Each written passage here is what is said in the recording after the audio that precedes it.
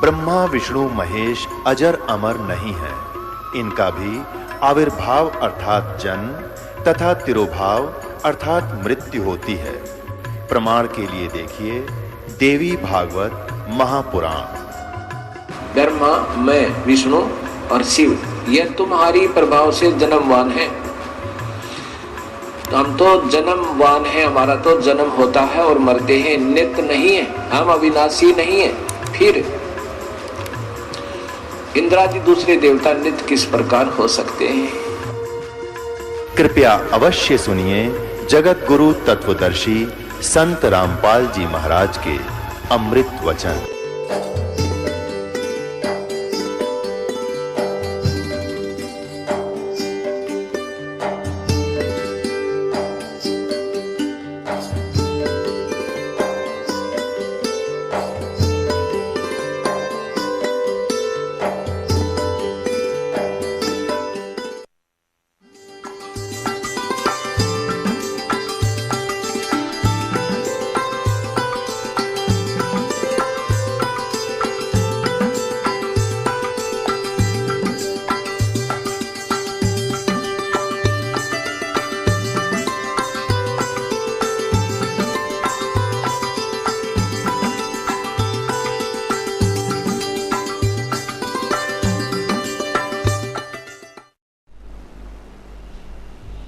तो यहाँ क्या बता रहे हैं? साकट चारों वेद हैं और साकट द्वादश पंथ। साकट पंडित पीर हैं, ये ही जम के दंत। ये पंडित और पीर, ब्राह्मण हिंदुओं के गुरु पंडित जी और मुसलमानों के गुरु पीर, कहते हैं ये भी अधूरे ज्ञान से परिचित हैं, ये पूर्ण ज्ञान प्राप्त नहीं है, इनको अपने ही सदग्रंथों का ज्ञान नहीं। ये भी साकट हैं, अर्थात परमात्मा को नहीं पहचाना इन्होंने।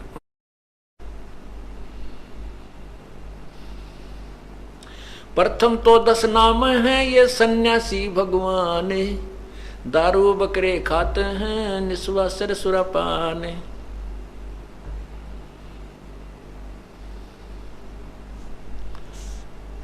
ये 10 नामी संत ऋषि सन्यासी कहते ये भी पूर्ण रूप से परिचित नहीं है और ये सभी विकार करते हैं, दारू भी पीवा, बकरे भी खा लें।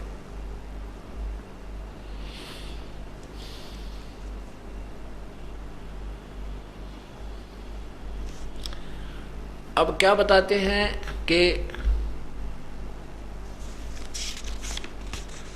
ये संतों के पंथ हैं जो टुकड़ा पानी चाही, वे तो पंथ जिन ये पंथ चलाइया वे तो अगम अथाहि। जैसे अब ये पंथ चाले हैं जिनते, जैसे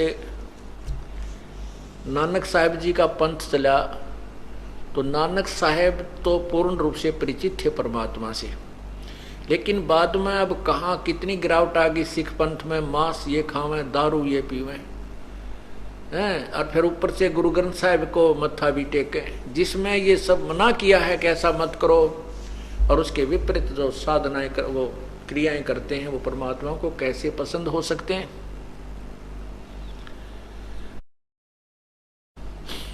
कहते हैं गुरु गलतियों होते हैं नानक जेहे पंथ, फिट जन्नति संत की जो साकट से करनते। गुरु जैसे गुरु नानक देव जी तो महान आत्मा थे, परमात्मा से परिचित थे, अब उनको गुरु जी भी कहते हैं और उनके विरुद्ध सब क्रियाएं की जा रही हैं, शराब पिया जा रहा है, मांस खा रहे हैं, कहते हैं गुरु गलतियों होते हैं। अब उन गुरुओं को बदनाम किया जा रहा है, उनकी मर्यादा को तोड़कर नानक जेहे पंथ। और फिर हम जैसों को संकेत करते हैं अपनी वाणी में कबीर परमेश्वर के फिट जन्नति संत की जो साकट शिष्य, जो साकटों को शिष्य बना लेता लालच में कि कोई दारू पी रहा है, चाहे मांस खावे है, चाहे चोरी करे है, चेला बना रहे ताकि दान करता रहे, तेरी रोजी रोटी चले। कैसे ऐसे साकट संत, ऐसे संत की जननी को भी लानत है।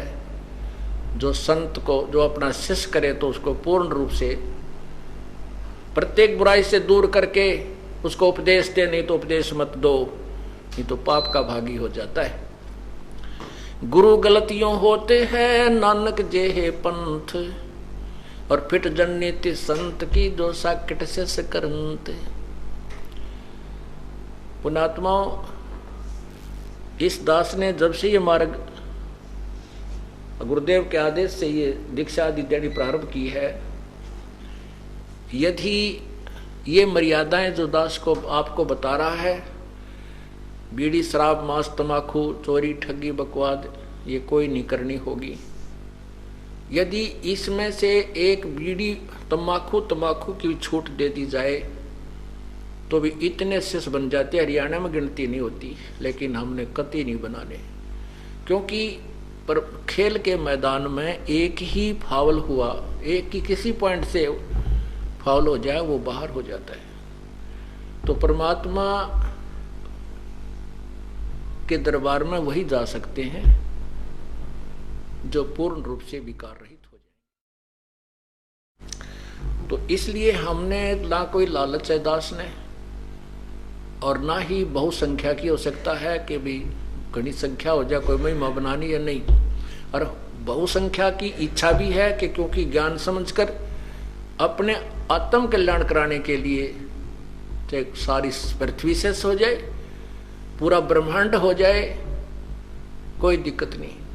लेकिन मर्यादाहीन प्राणी कतई नहीं स्वभाव है, क्योंकि जो इस नाम पर ठीक से लगेंगे उनको बहुत लाभ होगा, और जो नाम लेकर के मर्यादा तोड़ देगा कुछ दिन तो ठीक रहेगा, फिर उसको ऐसी हानि हो जाएगी अगर उसने कोई बीड़ी शराब मांस तम्बाकू या कोई भी नियम भंग कर दिया,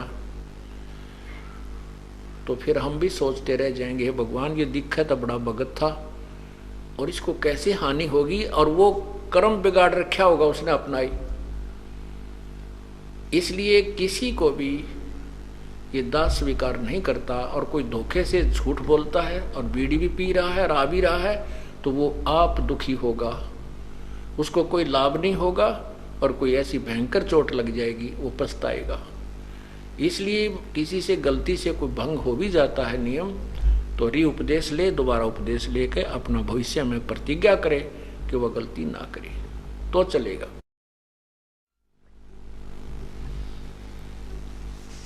तो पुण्यात्माओं, कोई कृपा है परमात्मा की, प्रभु की आपके ऊपर, जो आपको ये मार्ग मिल रहा है। परमात्मा कहते हैं समझा है तो सिर दर पांव, बहोर नहीं रहा सादाओ। यदि आपने परमात्मा को समझ लिया है, ये ज्ञान समझ में आ गया है कि मानुष जन्म बार बार नहीं मिलता, और मनुष्य जन्म मिल जाए तो ये ज्ञान नहीं मिलता, परम संत नहीं मिलते, और ये जब सारे साजबाज सभी जो है सारी खाना पूर्ति होगी, संत भी मिल गए, ज्ञान भी पूरा मिल गया, और मनुष्य जन्म भी आपके पास है, उसके लिए कहते हैं समझा है तो सिर दर पांव, और बहोर नहीं रहे ऐसा दाव। ये समय फिर नहीं मिलेगा। सिर पर पांव रखना, बहुत तेज दौड़ना, जैसे विशेष खतरे से बचने के लिए भाग कर जान बचाई जाती है, ऐसे ही अब इस ज्ञान को समझ के आप इतनी ही स्पीड से भक्ति पर लग जाओ, तब आपका कल्याण होगा। बोलो सतगुरुदेव की जय। कर जोरूं विनती करूं, धरूं चरण पर शीश, गुरु राम देवानंद जी महाराज ने दियो नाम बख्शीश। कोटि कोटि सिजदा करूं, कोटि कोटि प्रणाम, चरण कमल में राखियो, मैं बांधी जाम गुलाम। जय इब कै सतगुरु मिले, सब दुख आँखों रो, चरणों ऊपर शीस धरूं, कहूं जो कहनी हो। कबीर गुरु जी मिलेंगे, पूछेंगे कुशलात, आद्य अंत की सब कहूँ, अपने मन की बात। गुरु जी तुम ना भूलियो, चाहे लाख लोग मिल जाएं, हमसे तुमको बहुत है, तुमसे हमको नहीं। तुम्हारे विसारे क्या बने, मैं किसकी शरण में जाऊं। शिव विरंच मुनि नारदा, तिनके हृदय न समाऊं। अवगुण किए तो बहुत किए, करत न मानी हारे। बावे बंदा बख्श दियो, बावे गर्दन उतारे। अवगुण मेरे बाप जी, बख्शो गरीब नवाजी। जो मैं पूत कपूत हूँ, बोरे पिता को लाज। मैं अपराधी जन्म का, नक्सक बरे विकार। तुम दाता दुख भंजना, मेरी करो संभार।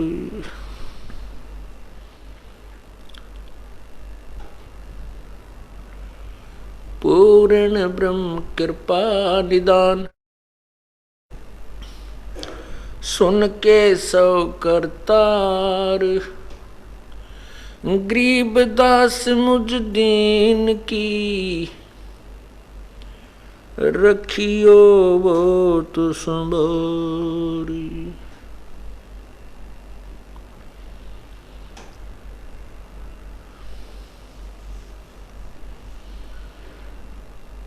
लूट सको तो लूटियो, लूट सको तो लूटियो, राम नाम की लूट। पीछे फिर पछताओगे, प्राण जाएंगे छूट। नहीं भरोसा देही का, विनस जाए छिन माही। श्वास उश्वास में नाम जपो हो, और यतन कछु नाही। पृथ्वी पति चकवे गए, जिनके चक्कर चलंत। रावण सरीखे कौन गिने भाई, ऐसे गए अनंत।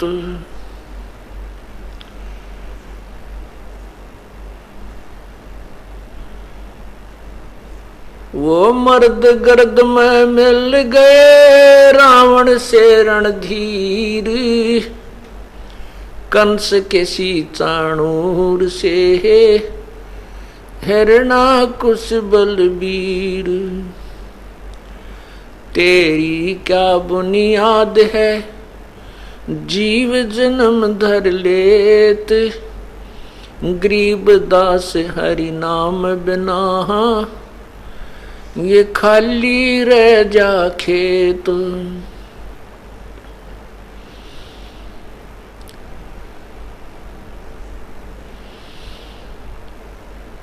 नाम जपत कन्या भली, शाकट भलो न पूत। छेरी के गल गल थना, जिसमें दूध न मूत।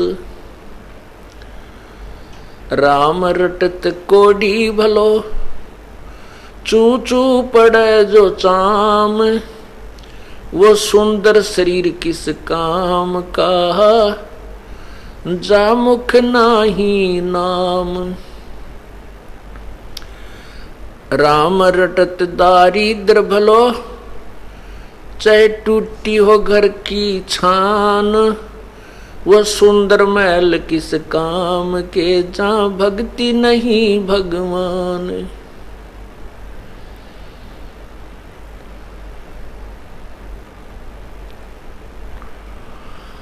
आजा बंदे शरण राम की, फिर पाछे पछतावेगा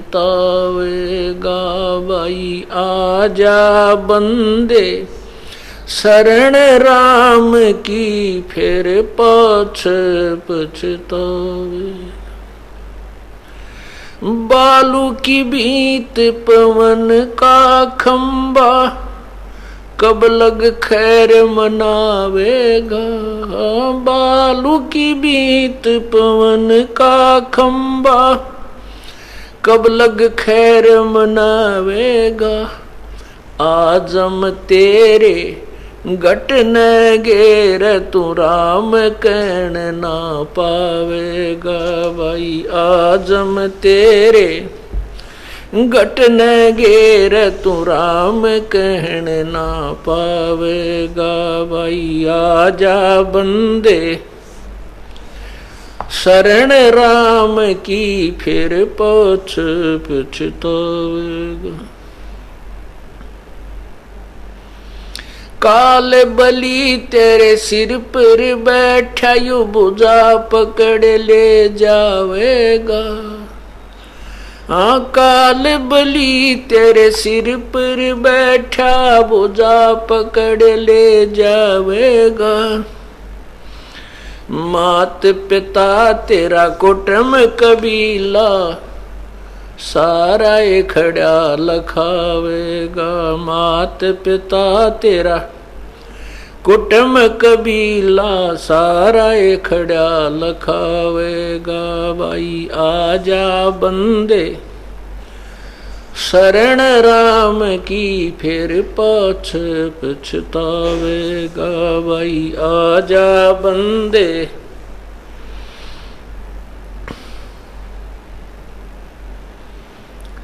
धर्मराज तेरा लेखा मांगे, वहाँ क्या बात बनावेगा। हाँ धर्मराय तेरा लेखा मांगे, वहाँ क्या बात बनावेगा। लाल खंभ से बंधा जा बिन, सत्य गुरु कौन छुटावेगा भाई। लाल खंभ से बंधा जा बिन, सत्य गुरु कौन छुटावेगा भाई। आजा बंदे शरण राम की, फिर पाछ पछतावेगा भाई। आजा बंदे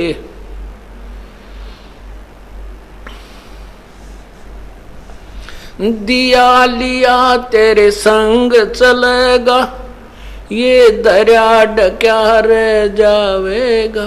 हाँ दिया लिया तेरे संग चलेगा, दरिया ढक्या रह जावेगा। कहे कबीर सुनो भाई साधो, करनी के फल पावेगा। हाँ कहे कबीर सुनो भाई साधो, करनी के फल पावेगा भाई। आजा बंदे शरण राम की, फिर पाछ पछतावेगा भाई। आजा बंदे शरण राम की, फिर पाछ पछतावेगा।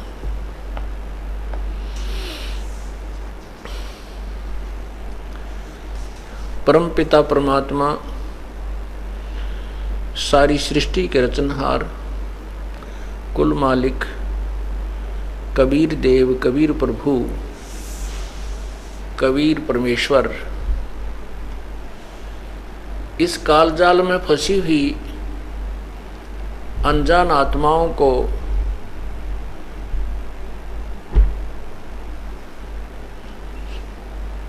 सतर्क कर रहे हैं कि मानुष जन्म पाए के मानुष जन्म पाकर जो नहीं रटे हरि नाम, भाई जैसे कुआ जल बिना बनवाया किस काम।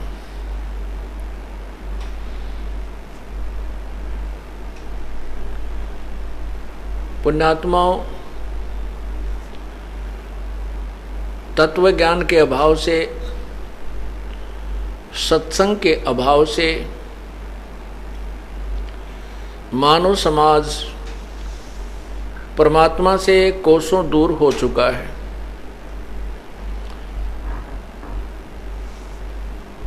तत्व ज्ञान न होने से केवल माया की प्राप्ति की जो हवस बन गई है, जिसके कारण कोई मर्यादा ये इंसान नहीं रख रहा। एक माया नजर आती है, वो चाहे किसी भी तरीके से कमाई जाए, किसी भी तरीके से एकत्रित की जाए, यही उद्देश्य मानव समाज का हो चुका है।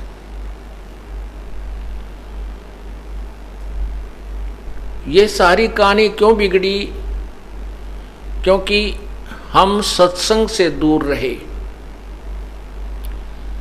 सत्संग का अर्थ होता है जहां केवल सत्य कथा सुनाई जाए, सच्चा ज्ञान जहां बताया जाए और उसको जो ग्रहण करे वो सत्संगी कहलाता है। सत्संग का अर्थ है सच्चाई का साथ करना, और सत्य को ग्रहण करने वाले को सत्संगी कहा जाता है। अभी तक हमें सत्संग नहीं मिला था। सत्संग के नाम पर बहुत बड़े बड़े ढोल बजाए जाते थे और बहुत सी संख्या में पुण्यात्मा उन संतों के पास जाते थे सत्संग सुनने के लिए, लेकिन उनके पास सत्संग नहीं था, उनके पास केवल झूठ संग था। कोरे गपोड़ मारा करते थे, उनको ना वेदों का ज्ञान था, ना उनको गीता जी के बारे में कोई जानकारी थी, और न ही उनको किसी पुराण के बारे में जानकारी थी। केवल दंत कथा सुनाया करते थे, लोक वेद सुनाते थे और नाम वेदों और गीता का लिया करते थे। और हमारा समाज, हमारे पूर्वज वो अशिक्षित थे, उनको अक्षर ज्ञान नहीं था। और जिनको हम महर्षि मानते थे, जिनको हम पंडित मानते थे, विद्वान मानते थे, बड़े मंडलेश्वर मानते थे, उनको केवल संस्कृत भाषा का ज्ञान था। और सभी सदग्रंथ जो अपने थे, जैसे पवित्र चारों वेद, पवित्र श्रीमद् भगवत गीता जी, पवित्र 18 पुराण, ये सभी संस्कृत भाषा में ही श्री वेद व्यास जी द्वारा लिखे गए थे।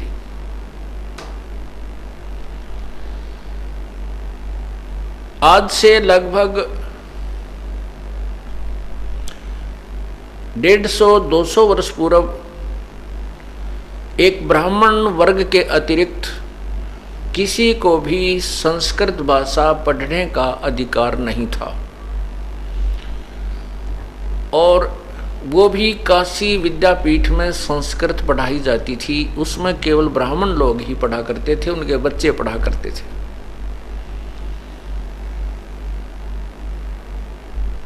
और फिर जो काशी विद्यापीठ में पढ़कर आता था पंडित ब्राह्मण, उसकी बहुत महिमा होती थी उस क्षेत्र में।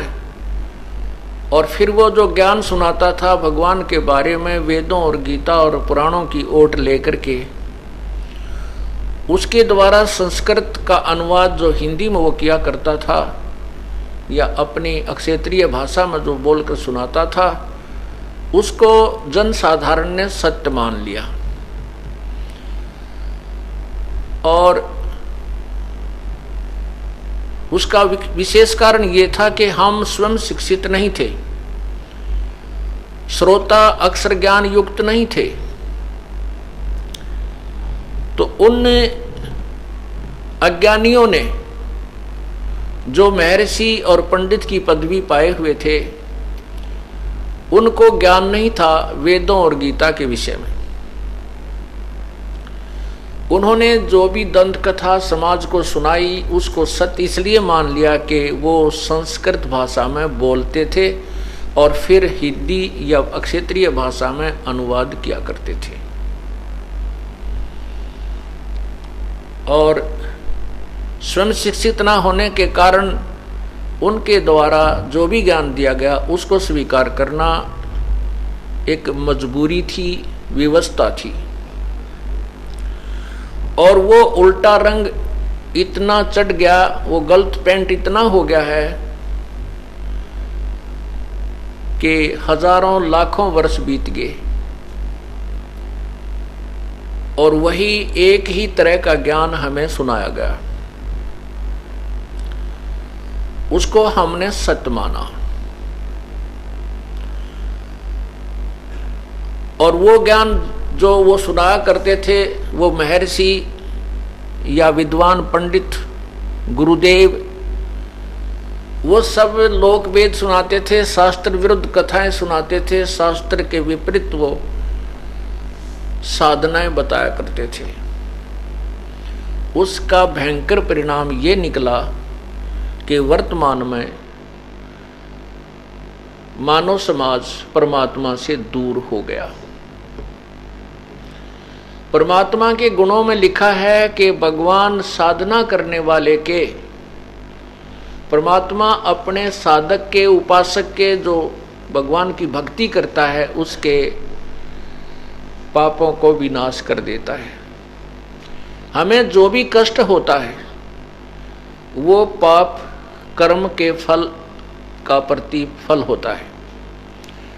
जो हमें कष्ट होता है वो पाप कर्म के परिणाम स्वरूप होता है, और जो हमें सुख होता है वो हमारे पुण्यों के परिणाम स्वरूप होता है। जो हमें कष्ट आते हैं तब हम उसके निवारण के लिए परमात्मा का सहयोग मांगते हैं, परमात्मा से उसका निवारण चाहते हैं। उस इच्छा से हम संतों के पास जाते हैं।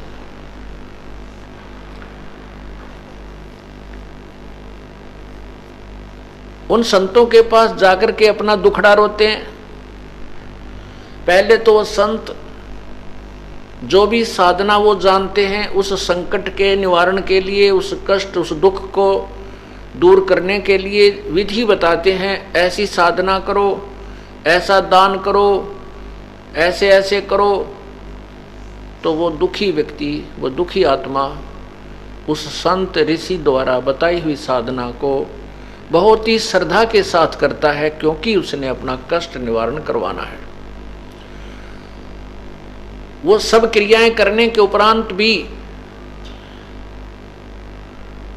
जब उसका दुख निवारण नहीं होता है तो वो फिर जाकर के उस गुरुदेव से कहता है कि स्वामी जी मुझे कोई राहत नहीं मिल रही। तो फिर वो गुरुदेव बताता है कि भाई ये तेरे प्रारब्ध का कर्म दंड है, ये तो बेटा तुझे भोगना ही पड़ेगा।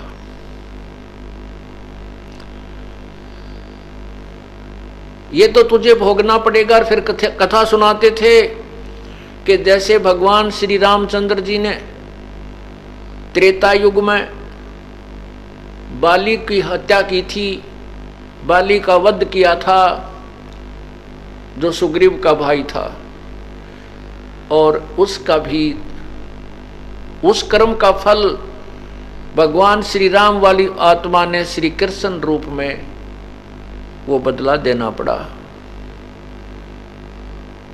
जो भगवान श्री कृष्ण के पैर में एक शिकारी ने विषाक्त तीर मार करके भगवान श्री कृष्ण का वध किया था। इसलिए ये कथा सुना करके हमें संतुष्ट कर दिया करते थे कि भाई किए कर्म का दंड तो भोगना ही पड़ेगा, इसका कोई विकल्प नहीं है।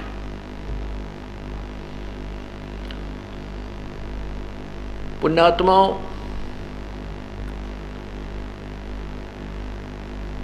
वो ऋषि, वो महर्षि, वो संत, वो पंडित जी सभी ये कहा करते थे कि हम वेदों के अनुसार आपको ज्ञान बता रहे हैं।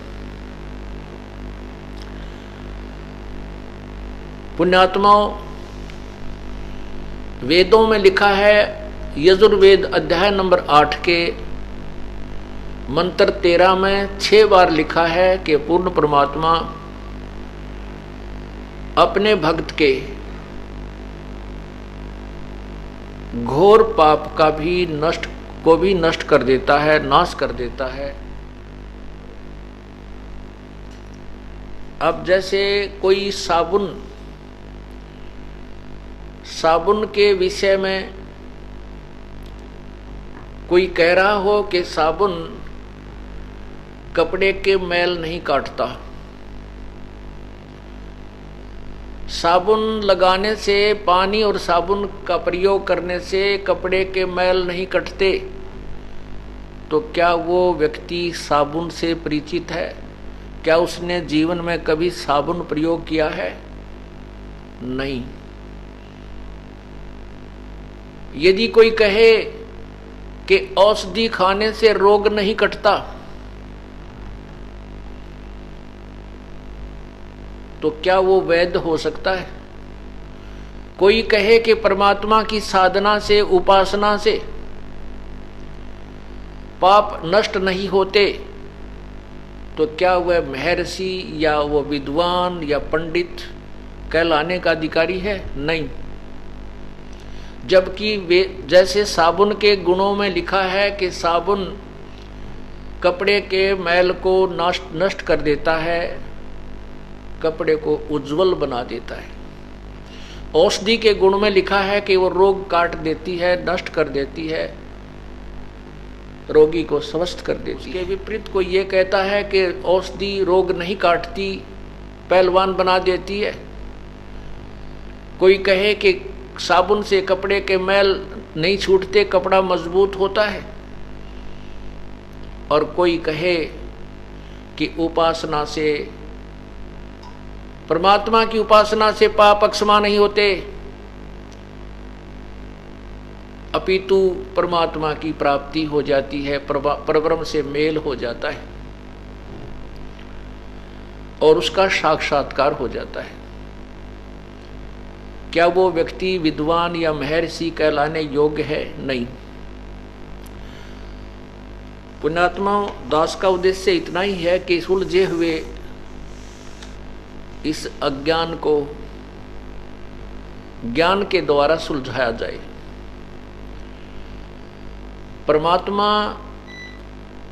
परमात्मा की तरफ जब हम लगाते हैं,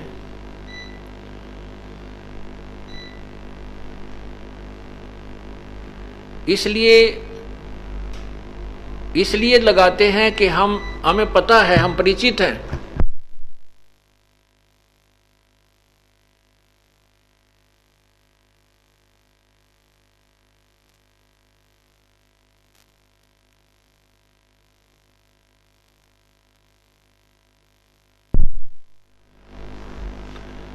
पुण्यात्माओं, जब चाहे राजा हो, चाहे रंक है, चाहे गरीब है, चाहे जनसाधारण या सेठ व्यक्ति है, जिसमें उसके ऊपर आपत्तियां आने लगती हैं तो वो परमात्मा की तरफ दौड़ता है।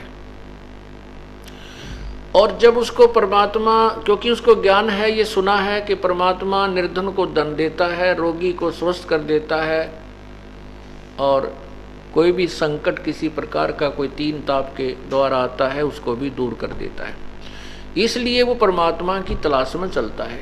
और जब उसको जो साधनाएं बताई गई, उन साधनाओं से, उन तरीकों से, विधि से उसको कोई लाभ नहीं हुआ, तो फिर वो क्या करता है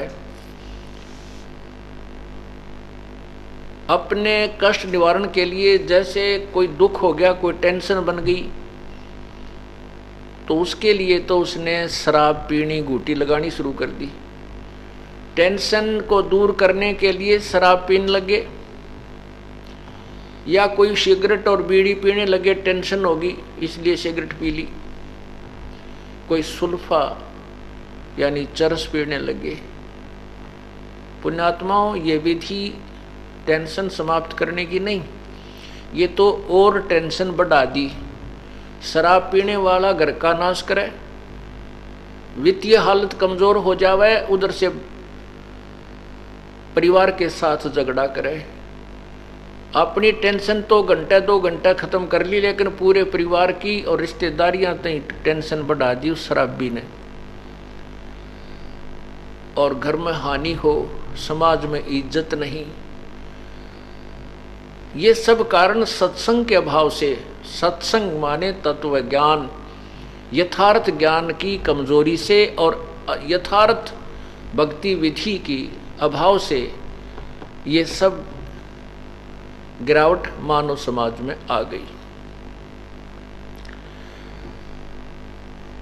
यदि हमें परमात्मा का यथार्थ भक्ति मार्ग प्राप्त हो जावे और उस परमात्मा की शास्त्र अनुकूल साधना हमें आज मिल जाए, तो हम वही लाभ परमात्मा से प्राप्त कर सकते हैं जो उनके विषय में सदग्रंथों में लिखा हुआ है।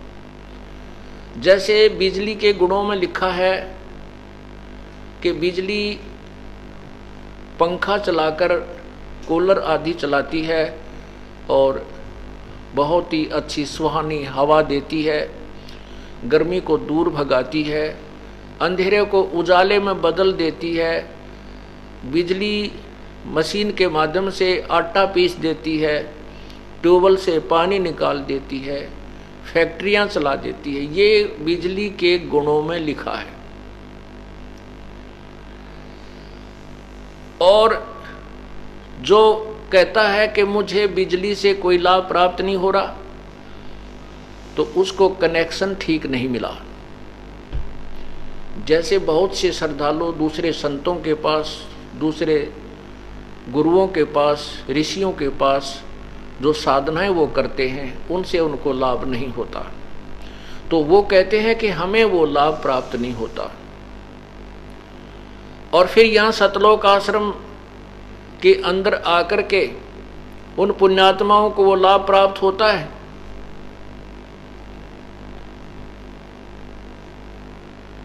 तो वो कहीं और जाकर बताते हैं दूसरों को कि हमारे ऐसे भयंकर रोग था, ऐसे कोई कैंसर थी, किसी को जो है ब्रेन ट्यूमर था, किसी को अधरंग मार गया था, किसी को एड्स थी, और भी बहुत प्रकार की तकलीफ़ें थी। और कोई जैसे कोई 3 ताप के अंतर्गत कोई भूत प्रेत आत्मा परेशान कर रही थी, या कोई मेंटली डिस्टर्ब था, या किसी का कोई कार्य ऐसा अड़ा हुआ था, वो सब ठीक हो गए।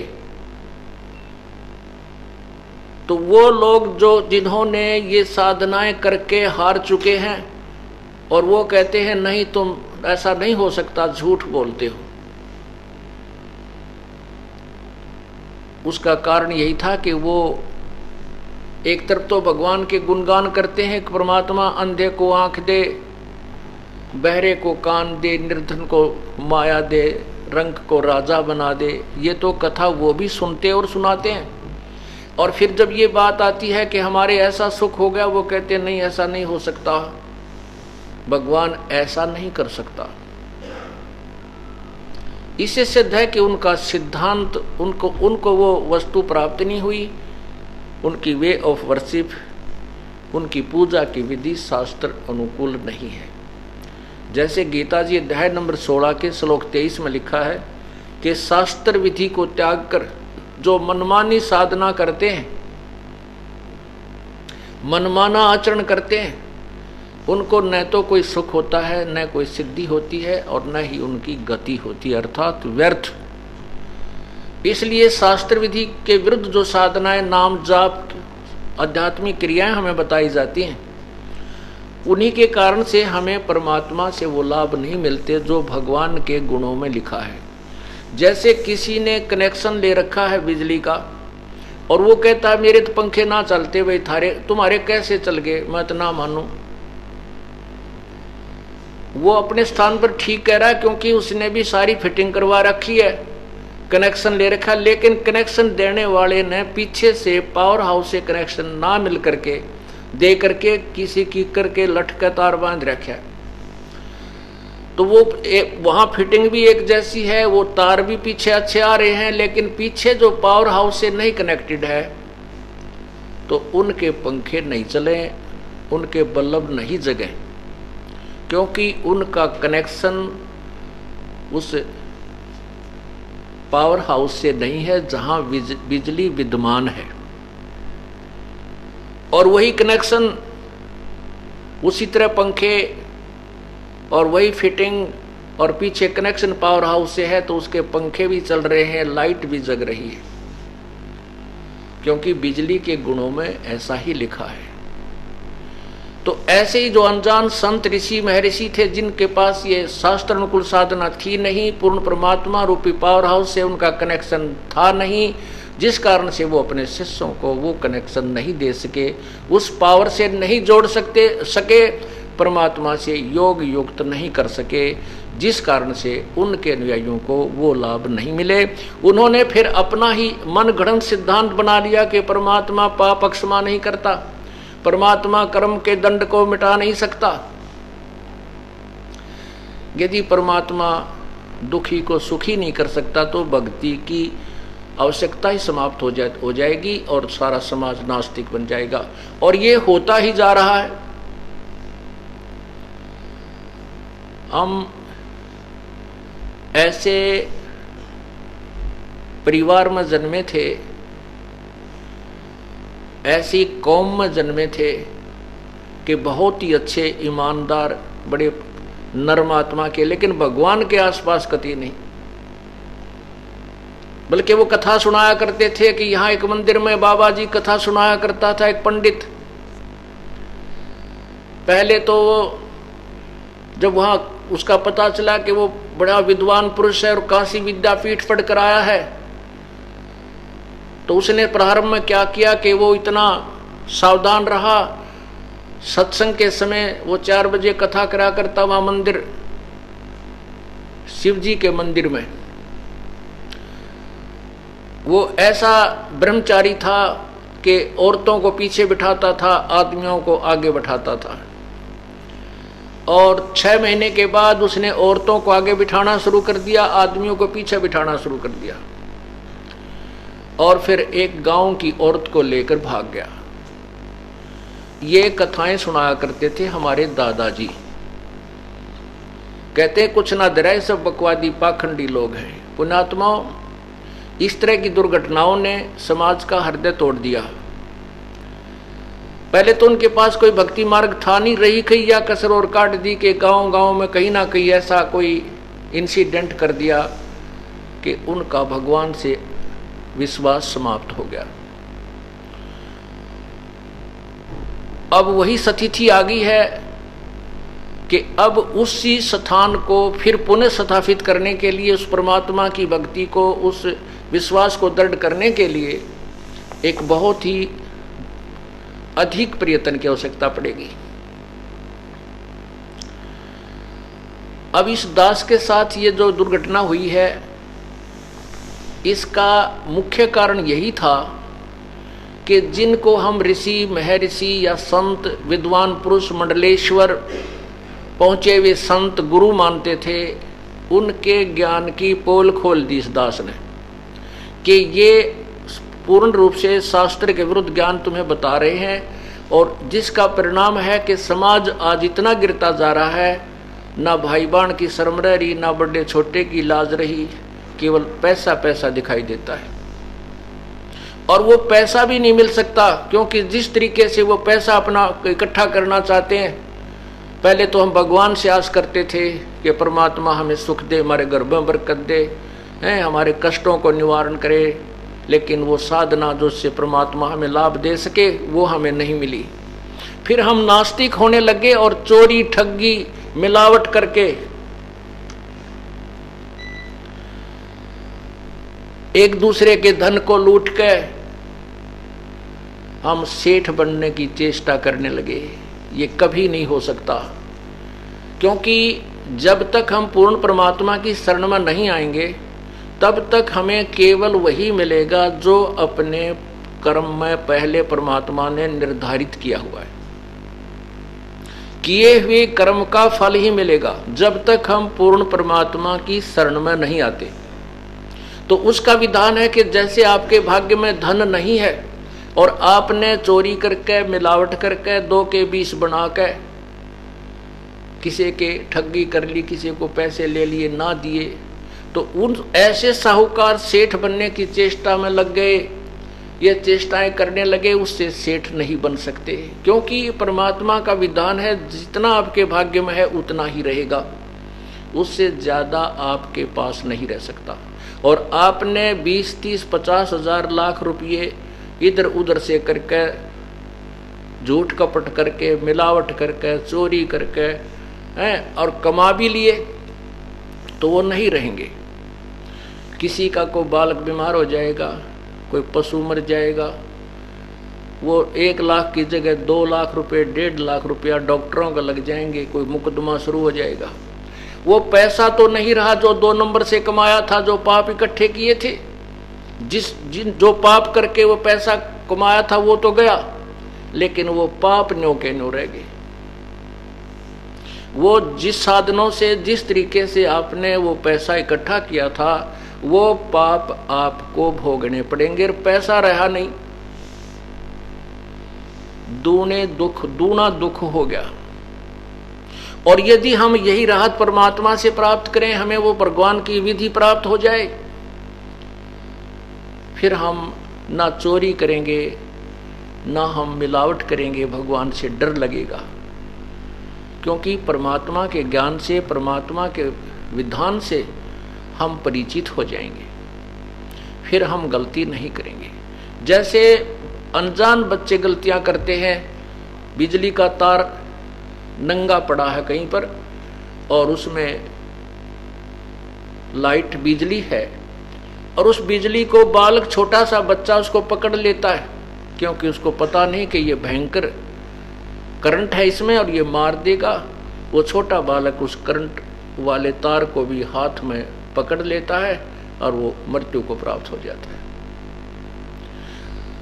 और जो बच्चा बड़ा हो जाता है, समझदार हो जाता है, उसको पता लग जाता है कि इस करंट में इतना भयंकर, इस तार में करंट है, इसके हाथ लगाने मात्र से ये मार डालेगा। फिर वो उसको छूता नहीं, वो दूर हो जाता है और दूसरों को भी कहता, देखना यहाँ से एक नंगा तार है, दूर हो जाओ, कहीं ये करंट ना मार दे।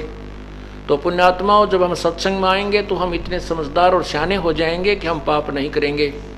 हमें वो करंट जैसा नजर आएगा कि हम ये पाप करें, इसका दंड भोगना पड़ेगा। जो पाप उस व्यक्ति ने 2 नंबर के पैसे करके और धन कमाया था, वो धन जाता रहा और फिर पाप भोगने पड़ेंगे। किधर शर्म में कीड़े पड़ेंगे, कुत्ता बनेगा, कहीं कैंसर हो जाएगी, ना जाने कितने वो दंड और कष्ट उसको भोगने पड़ेंगे। परमात्मा, पूर्ण परमात्मा की शरण में आने से, पूर्ण संत के माध्यम से भक्ति ग्रहण करने से हमारा कनेक्शन उस परमात्मा की पावर से हो जाता है। फिर हमारे सभी कार्य सुचारू रूप से ठीक होने शुरू हो जाते हैं। जो भगवान के गुण होते हैं वो हमें प्राप्त होने शुरू हो जाते, प्रारंभ हो जाते। तब हम परमात्मा के ऊपर और अधिक विश्वास करते हैं। आज लगभग 14 वर्ष हो गए इस दास को उपदेश देने का अधिकार प्राप्त हुए, और उस समय से जो हमारे साथ संपर्क में आए हैं, जिन पुण्यात्माओं ने उपदेश लिया है, अपनी भक्ति कर रहे हैं, उनके घरों में उस समय उस अतिथि को देख करके और आज जो उनकी वित्तीय हालत है, उनके घर में सुख है, अब उसके बारे में वही अच्छी तरह बता सकते हैं, या उसका पड़ोसी कोई हो वो देख सकता है कि सचमुच ये तो बहुत ही ज्यादा सुखी हैं, लोग सड़ रहे हैं कहीं मेडिकलों में, कित बुरा हाल हो रहा है, कहीं कुछ हो रहा है, किसी की बीमारी है, किसी की लड़की छोड़ दी, किसी का कुछ हो रहा है, कितना दारू पी कर उधमस उतर रहा है किसी के घर में। और हमारे घरों में छोटे छोटे बच्चे भी, चाहे कोई रिश्तेदार आ जावे और चाहे कोई कितना ही मित्र हो, उनको सबसे पहले ये कहेंगे कि हमारे घर में ना तो शराब पी सकते, ना ही हुक्का, तंबाकू और बीड़ी प्रयोग कर सकते,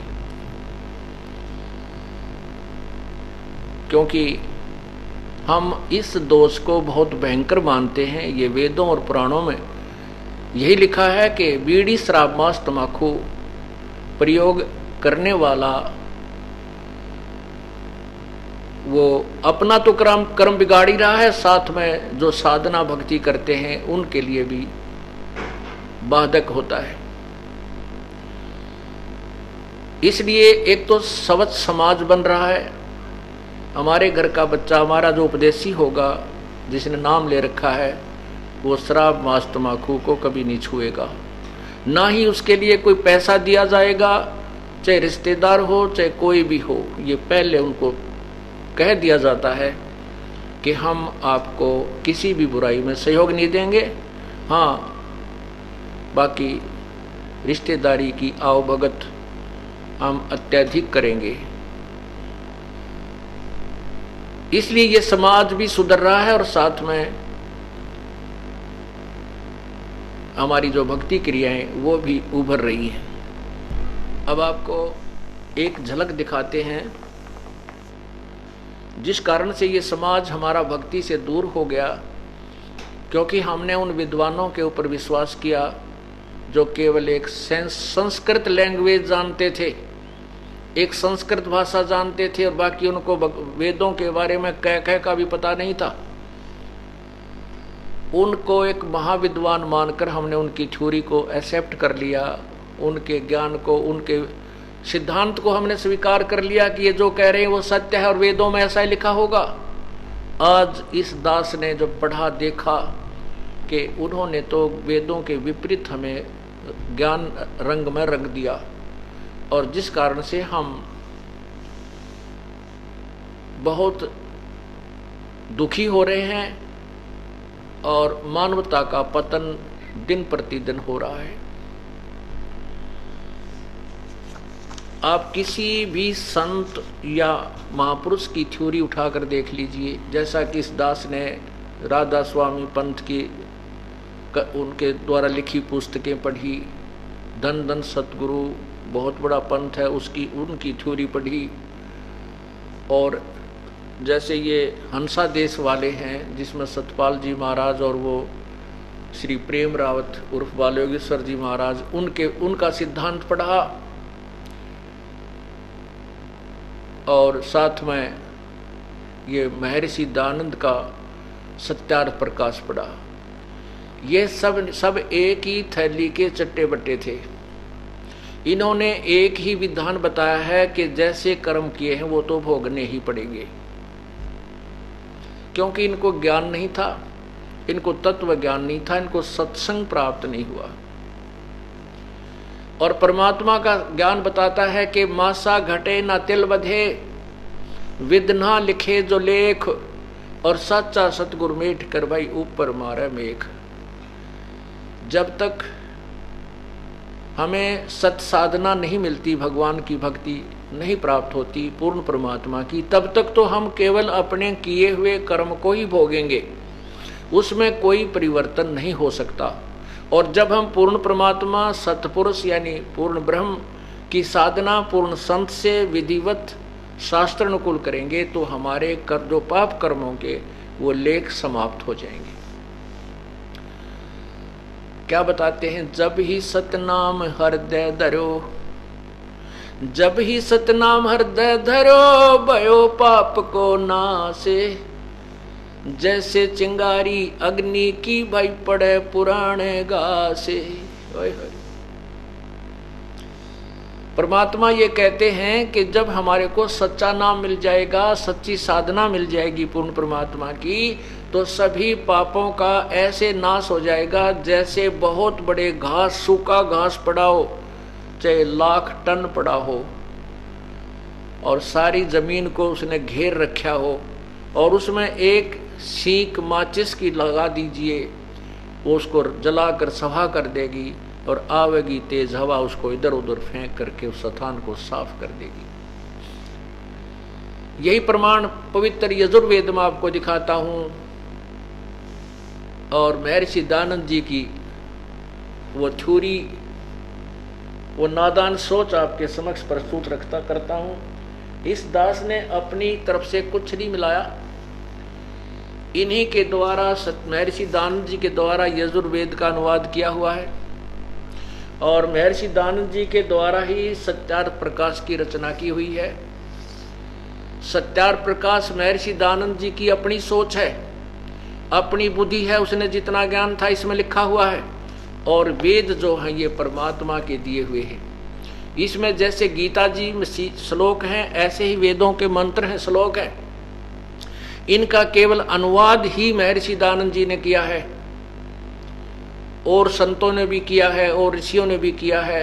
ऐसे गीता जी का अनुवाद भी बहुत से संतों ने भी किया है, और वो गीता, मूल जो गीता वो भगवान के द्वारा बोली गई है। ऐसे ही मूल वेद जो ज्ञान है ये परमात्मा प्रभु यानी ब्रह्म के द्वारा बोला गया है। अनुवाद जो किया है वो ऋषि दयानंद जी ने यजुर्वेद का किया है। अब यजुर्वेद के अनुवाद में तो लिख रहा है कि परमात्मा पाप काट देता, क्योंकि वो तो भगवान का ज्ञान है, और महर्षि दयानंद की अपनी बुद्धि, अपनी सोच, जो न ज्ञान था उसमें सत्यार्थ प्रकाश में लिखा है। इसमें कह रहे हैं कि साधना से, उपासना से, स्तुति आदि करने से भगवान पाप अक्षमा नहीं करता, और वेद कहते हैं भगवान घोर पाप ने काट देता है। तो इससे सिद्ध हुआ कि महर्षि दयानंद जी को वेदों का ज्ञान नहीं था, केवल एक संस्कृत भाषा जानता था, और उसी के कारण वो विद्वान और महर्षि कहला गया।